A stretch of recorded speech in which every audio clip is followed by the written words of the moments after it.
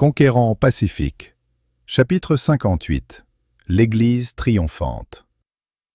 Plus de 19 siècles se sont écoulés depuis que les apôtres ont cessé leur labeur, mais l'histoire de leurs souffrances et de leurs sacrifices demeure pour l'Église le plus précieux trésor. Cette histoire fut écrite sous l'inspiration du Saint-Esprit afin d'inciter les chrétiens de tous les temps à manifester un zèle toujours plus ardent et une consécration toujours plus grande à la cause du Sauveur. Les disciples s'acquittèrent fidèlement de la mission que le Christ leur avait confiée, et tandis qu'ils répandaient la bonne nouvelle du salut, la gloire de Dieu était révélée aux hommes comme jamais auparavant. Grâce à la coopération de l'Esprit divin, ils accomplirent une œuvre qui ébranla le monde entier. Dans l'intervalle d'une seule génération, l'Évangile fut annoncé à toutes les nations. Quels résultats merveilleux furent obtenus par les apôtres. Au début de leur ministère, quelques-uns n'avaient aucune formation intellectuelle. Mais grâce à leur consécration totale à la cause du Maître, grâce aux instructions qu'il leur avait données, ces hommes bénéficièrent d'une préparation digne de la noble tâche qui leur avait été confiée. La grâce et la vérité inspiraient tous leurs mobiles, tous leurs actes. Leur vie était cachée avec le Christ en Dieu, et ils oubliaient leur propre personne, étant submergés par les profondeurs de l'amour infini. Les disciples étaient des hommes qui parlaient et priaient avec sincérité, des hommes qui étaient soutenus par le Tout-Puissant. Ils se tenaient tout près de Dieu, et leur gloire personnelle était liée à son trône. Jéhovah était leur Dieu, son honneur, leur honneur, sa vérité, la leur. Toute attaque contre l'Évangile était comme une blessure à vif dans leur âme, et ils luttaient de toute la force de leur être pour la cause du Christ. Ils pouvaient prêcher la parole de vie parce qu'ils avaient reçu l'onction céleste. Ils attendaient beaucoup, c'est pourquoi ils osaient beaucoup. Le Christ s'était révélé à eux, et c'est à lui qu'ils regardaient pour être dirigés. Leur compréhension de la vérité et leur force pour supporter l'adversité étaient en proportion de leur conformité à la volonté du Seigneur. Jésus-Christ, sagesse et puissance de Dieu, constituaient le thème de toute leur prédication. Ils exaltaient son nom, le seul qui fut donné aux hommes et par lequel ils peuvent être sauvés. Tandis qu'ils proclamaient la plénitude du Christ, du Sauveur crucifié, leurs paroles touchaient les cœurs. Hommes et femmes étaient gagnés à l'Évangile. Des multitudes, qui avaient bafoué le nom du Sauveur et méprisé sa puissance, se rangeaient maintenant du côté du Christ crucifié. Ce n'est pas par leur propre force que les disciples accomplirent leur mission, mais par la force du Dieu vivant. Leur tâche n'était pas facile. Les premiers efforts déployés par l'Église furent marqués par de dures épreuves. Il leur fallut constamment lutter contre les privations, la calomnie, les persécutions, mais ils ne faisaient pas cas de leur vie, ils se réjouissaient d'être appelés à souffrir pour le Christ. Leur travail ne connut ni l'irrésolution ni l'indolence. Leur seul désir était de se donner et de servir. Le sens aigu de leur responsabilité enrichissait et purifiait leur vie, et la grâce du ciel se révélait dans leur conquête pour le Christ. La puissance de Dieu agissait par eux pour faire triompher l'Évangile. Sur les fondements que le Christ avait lui-même posés, ils édifièrent l'Église. Dans les Écritures, l'image de l'érection d'un temple est fréquemment employée pour illustrer l'édification de l'Église. Zacharie fait allusion au Christ lorsqu'il mentionne le germe qui doit bâtir le temple d'Israël. Il parle des païens qui apporteront leur concours à ceux qui s'éloignaient, viendront et travailleront au temple de l'Éternel. Et Ésaïe déclare « Les fils de l'étranger rebâtiront tes murs ». Pierre écrit, au sujet de la construction de ce temple, « Approchez-vous de lui, pierre vivante, rejetée par les hommes, mais choisie et précieuse devant Dieu. Et vous-même, comme des pierres vivantes, édifiez-vous pour former une maison spirituelle, un saint sacerdoce, afin d'offrir des victimes spirituelles, agréables à Dieu par Jésus-Christ. »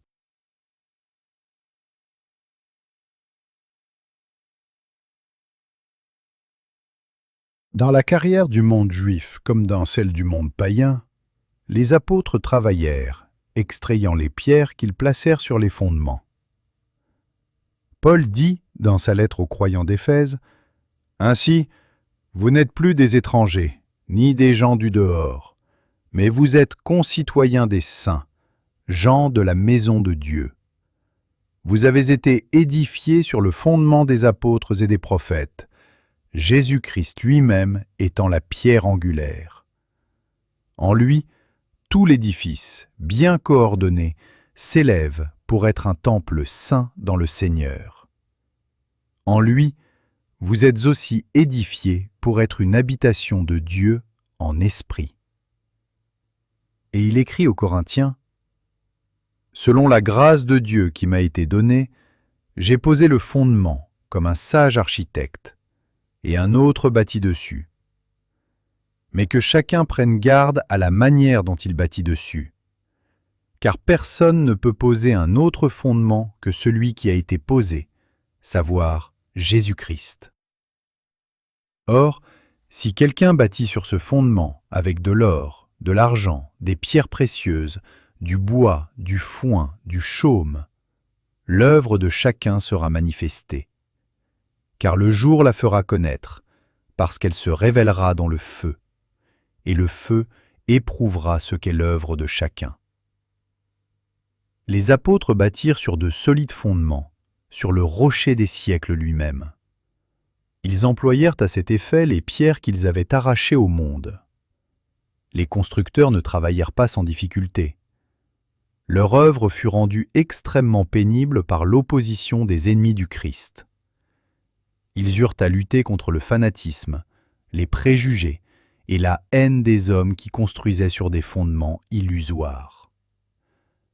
Beaucoup de ceux qui contribuèrent à l'édification de l'Église peuvent être comparés aux constructeurs des murs de Jérusalem, au temps de Néhémie, dont il est dit « Ceux qui bâtissaient la muraille et ceux qui portaient ou chargeaient les fardeaux travaillaient d'une main et tenaient une arme de l'autre. » Rois et gouverneurs, prêtres et chefs cherchaient à détruire le temple de Dieu. Mais, bravant la prison, la torture et la mort, les ouvriers fidèles poursuivaient leurs tâches, et la structure grandissait, harmonieuse et symétrique.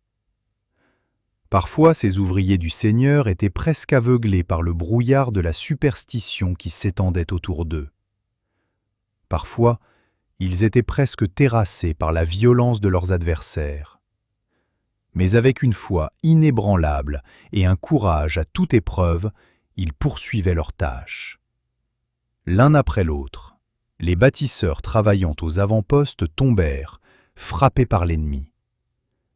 Étienne fut lapidé, Jacques tué par l'épée, Paul décapité, Pierre crucifié, Jean exilé. Et cependant, l'Église grandissait. De nouveaux ouvriers prenaient leur place et ajoutaient pierre après pierre à l'édifice. C'est ainsi que, lentement, s'édifiait l'Église de Dieu. Des siècles de persécutions farouches firent suite à l'établissement de l'Église chrétienne. Mais il y eut toujours des hommes qui considérèrent l'érection du temple de Dieu comme étant plus précieuse que la vie elle-même. Il a été dit à leur sujet, « D'autres subirent les moqueries et le fouet, les chaînes et la prison. Ils furent lapidés, sciés, torturés. Ils moururent tués par l'épée. Ils allèrent çà et là, vêtus de peaux de brebis et de peaux de chèvre, dénués de tout, persécutés, maltraités, eux dont le monde n'était pas digne, errant dans les déserts et les montagnes, dans les cavernes et les antres de la terre. » L'ennemi de la justice mit tout en œuvre pour entraver la tâche confiée aux constructeurs du temple du Seigneur. Mais Dieu n'a pas cessé de rendre témoignage de ce qu'il est. Des serviteurs capables furent suscités pour défendre la foi qui a été transmise aux saints une fois pour toutes. L'histoire relate la bravoure et l'héroïsme de ces hommes. Comme les apôtres, beaucoup tombèrent à leur poste, mais la construction du temple ne cessait d'avancer. Les ouvriers étaient massacrés, mais l'œuvre progressait toujours. Les Vaudois, Wycliffe, Huss et Jérôme de Prague, Luther et Zwingli, Cranmer, Latimer et Knox, les Huguenots, Jean et Charles Wesley et une foule d'autres apportèrent aux fondations les matériaux qui subsisteront pendant l'éternité. Et dans les années qui suivirent, ceux qui s'efforcèrent de répandre la parole de Dieu et ceux qui, dans les régions païennes, préparèrent la voie à la proclamation du grand message final, contribuèrent également à hâter l'achèvement de l'édifice.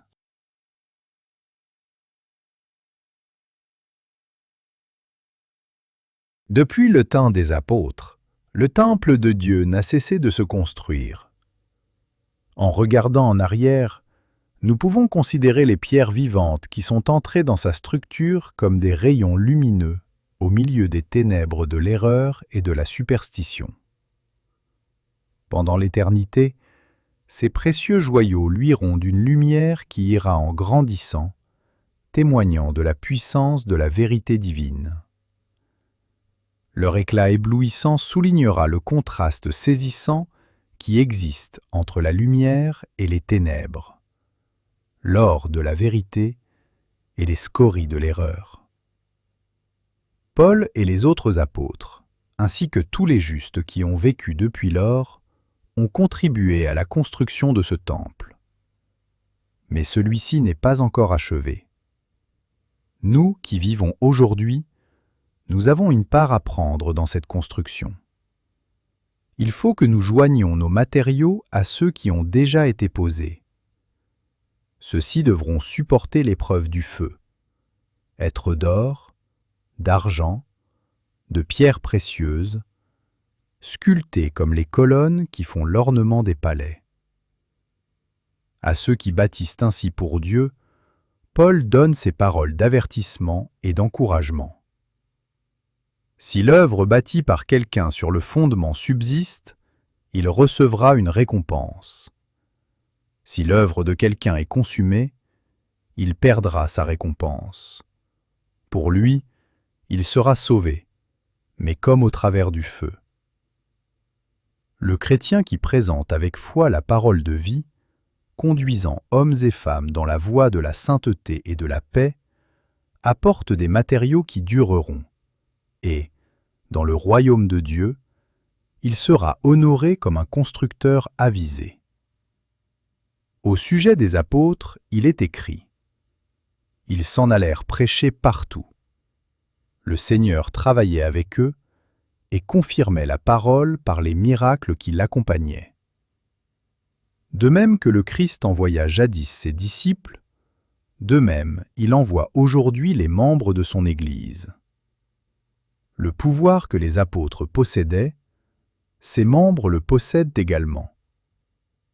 S'ils font du Seigneur leur force, il sera avec eux. Ils ne travailleront pas en vain. Qu'ils sachent que l'œuvre dans laquelle ils sont engagés porte le sceau de Dieu. L'Éternel dit à Jérémie : « Ne dis pas « Je suis un enfant », car tu iras vers tous ceux auprès de qui je t'enverrai, et tu diras tout ce que je t'ordonnerai. Ne les crains point, car je suis avec toi pour te délivrer, dit l'Éternel. Puis l'Éternel étendit sa main et toucha ma bouche. Et l'Éternel me dit : Voici, je mets mes paroles dans ta bouche. Dieu nous ordonne d'aller prêcher la parole, après avoir oint nos lèvres de sa sainteté. Le Christ a confié à l'Église une mission sacrée. Chacun de ses membres devrait être un canal par lequel Dieu puisse communiquer au monde les trésors de sa grâce. Jésus désire ardemment des serviteurs qui représenteront son esprit et son caractère devant le monde. Car celui-ci a un besoin impérieux de voir l'amour du Sauveur manifesté au travers de l'humanité. Le ciel tout entier est à la recherche d'hommes et de femmes par lesquels Dieu puisse révéler sa puissance. L'Église est l'organe employé par Dieu pour la proclamation de la vérité, car elle est qualifiée en vue d'une œuvre spéciale. Et si elle reste fidèle, si elle obéit à tous les commandements, l'excellence de la grâce divine habitera en elle.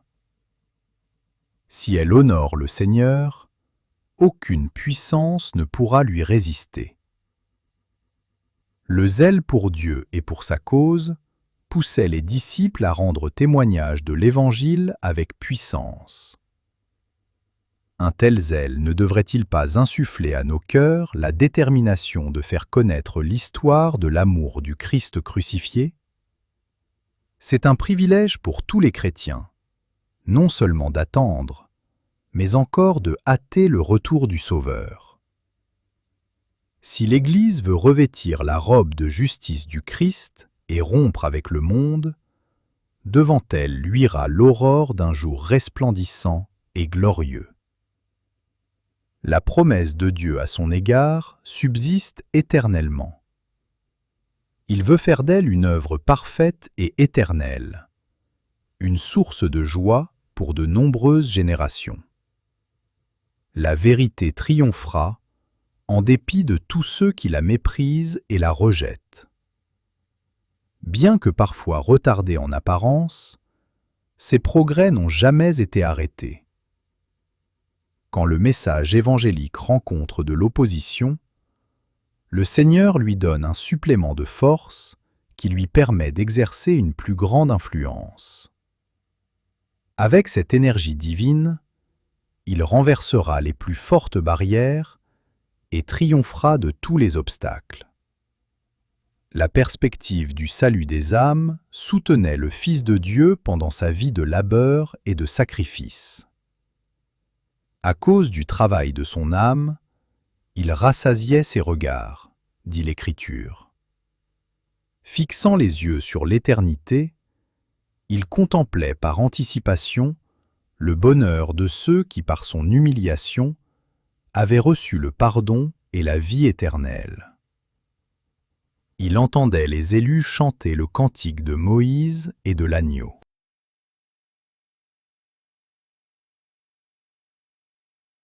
Nous pouvons nous représenter l'avenir et la félicité céleste. Les visions contenues dans la Bible nous donnent un aperçu de la gloire future. Ces scènes, peintes par la main de Dieu, sont chères à l'Église. Par la foi, nous pouvons nous tenir sur le seuil de la cité céleste et entendre déjà l'accueil triomphal réservé à ceux qui, dans cette vie, coopèrent avec le Christ et considèrent comme un honneur de souffrir pour lui. Tandis qu'on entend ces paroles, « Venez, vous qui êtes bénis de mon Père », les rachetés déposent leur couronne aux pieds du Rédempteur, en s'écriant « L'agneau qui a été immolé est digne de recevoir la puissance, la richesse, la sagesse, la force, l'honneur, la gloire et la louange, à celui qui est assis sur le trône et à l'agneau, soit la louange, l'honneur, la gloire et la force, au siècle des siècles. » Là, les élus accueillent par des acclamations joyeuses ceux qui les ont amenés au Sauveur, et tous s'unissent pour chanter les louanges de celui qui mourut pour que des hommes puissent posséder une vie semblable à celle de Dieu. Le grand conflit est terminé. Les tribulations et les luttes sont finies. Des chants de victoire remplissent le ciel tout entier lorsque les rachetés entonnent ces joyeux accents. Gloire à l'agneau qui a été immolé, qui est revenu à la vie, au puissant vainqueur. Je regardais, et voici, il y avait une grande foule, que personne ne pouvait compter, de toute nation, de toute tribu, de tout peuple et de toute langue. Ils se tenaient devant le trône et devant l'agneau, revêtus de robes blanches et des palmes dans leurs mains. Et ils criaient d'une voix forte en disant « Le salut est à notre Dieu qui est assis sur le trône et à l'agneau. » Ce sont ceux qui viennent de la grande tribulation. Ils ont lavé leurs robes et ils les ont blanchies dans le sang de l'agneau. C'est pour cela qu'ils sont devant le trône de Dieu et le servent jour et nuit dans son temple. Celui qui est assis sur le trône dressera sa tente sur eux. Ils n'auront plus faim, ils n'auront plus soif, et le soleil ne les frappera point, ni aucune chaleur. Car l'agneau qui est au milieu du trône les paîtra et les conduira aux sources des eaux de la vie, et Dieu essuiera toute larme de leurs yeux. Et la mort ne sera plus, et il n'y aura plus ni deuil, ni cri, ni douleur, car les premières choses ont disparu.